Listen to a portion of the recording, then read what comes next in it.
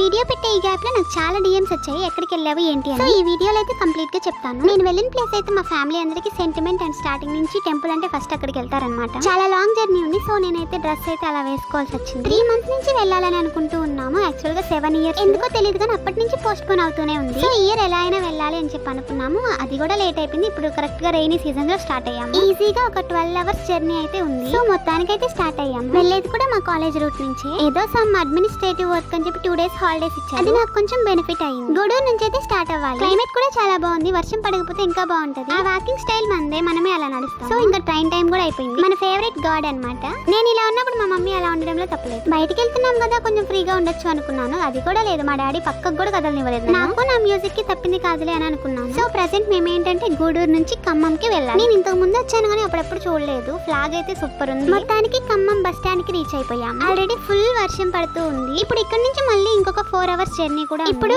Early morning 1 o'clock అవుతుంది time. నాకు అసలే ఓపిక చాలా ఎక్కువ. ఆ టైంలో జర్నీ అంటే మామూలుగా ఉండదు ఇంకా నా సిచ్యువేషన్. మొత్తానికి రీచ్ అయిపోయాము. నాకైతే ఇంతకు ముందు నేను ఏం చూసాను ఎక్కడికి వెళ్ళామనేది ఏమీ గుర్తులేదు. సో ఇదే నేను వచ్చిన ప్లేస్ భద్రాచలము. అక్కడే స్టే చేసాము. అంటే టెంపుల్ దగ్గరే ఉంది రూమ్ కూడా అక్కడే తీసుకున్నాం. స్టార్టింగ్ బేసిక్ ఫార్మాలిటీస్ అయితే కంప్లీట్ చేసాం అనమాట. అంటే హెయిర్ అవి కట్ చేయించడం ఉంటాయి కదా అవైతే. గోదావరిలో దీపం వదలాలి అని చెప్పారు. సో అది కూడా చేసాం. వాటర్ ఫ్లో అయితే చాలా ఎక్కువగా ఉంది. సో దీపం పెట్టడం కూడా కంప్లీట్ అయిపోయింది. ప్రెసెంట్ ఇక్కడ మెయిన్ ప్రాబ్లం ఏంటంటే టెంపుల్ లోకి మొబైల్ అలౌ లేదంట. హెయిర్ కూడా లీవ్ చేయకూడదంట. సో మొబైల్ అలౌ చేస్తుంటే బాగుండేది. మంచిగా వీడియో తీద్దాము అనుకున్నాను. అది కుదరలేదు. ఇంకా పూజకి కావాల్సిన వరకు తీసుకొని అయితే స్టార్ట్ అయిపోయాం. దర్శనం కూడా చాలా బాగా. ఇక్కడ నాకు మెయిన్ నచ్చేది అయితే ఇదే.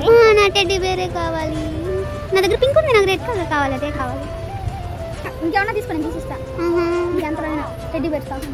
అబ్బా ఇవన్నీ ఎలాగో కుదిరేలా లేవని మంచిగా వెళ్ళి బ్యాంగిల్స్ తీసుకున్నాను. సో ఇంకా రిటర్న్ అయిపోయాము. ఇక్కడ చాలా స్టంట్స్ జరిగాయి. నేనైతే అవన్నీ పెట్టలేదు. ఐ హోప్ ఈ ప్లేస్ చాలా మందికి తెలిసి ఉంటది అని అనుకుంటున్నాను. ఇదైతే విజయవాడ దగ్గర. అటు సైడ్ అంతా ఏమో మంచిగా వర్షం పడుతుంది. ఇక్కడేమో ఎండగానే ఉంది. సో ఇప్పుడు జర్నీ అయితే విజయవాడ నుంచి. బట్ ఇక్కడ మధ్యలో కొంచెం టైం వేస్ట్ అయింది. ఖాళీగా ఉన్నప్పుడు సైలెంట్ ఉండి ట్రైన్ స్టార్ట్ అవుతుందనే టైంలో పక్కకి వెళ్తాను నేను. సో మా చెల్లి లాక్కెళ్తా ఉంది నన్ను. ఇప్పుడు జర్నీ అయితే మరీ నరకము. ఎంత స్లోగా వెళ్తున్నాము. ఇంటికి వెళ్ళేసరికి కూడా చాలా లేట్ అయిపోయింది. ఇక్కడ కనిపించే బోర్డులన్నీ ఫస్ట్ టైం చూస్తున్నాను. ఒక్కటి కూడా తెలియదు. మొత్తానికైతే ఇంటికి కూడా వచ్చేసాను. తల బాగా నొప్పి పుడుతుంది. అసలు నేను ఏం షాపింగ్ చేశాను ఏం తీసుకున్నాను నెక్స్ట్ వీడియోలో చెప్తాను. సరే మరి బాయ్.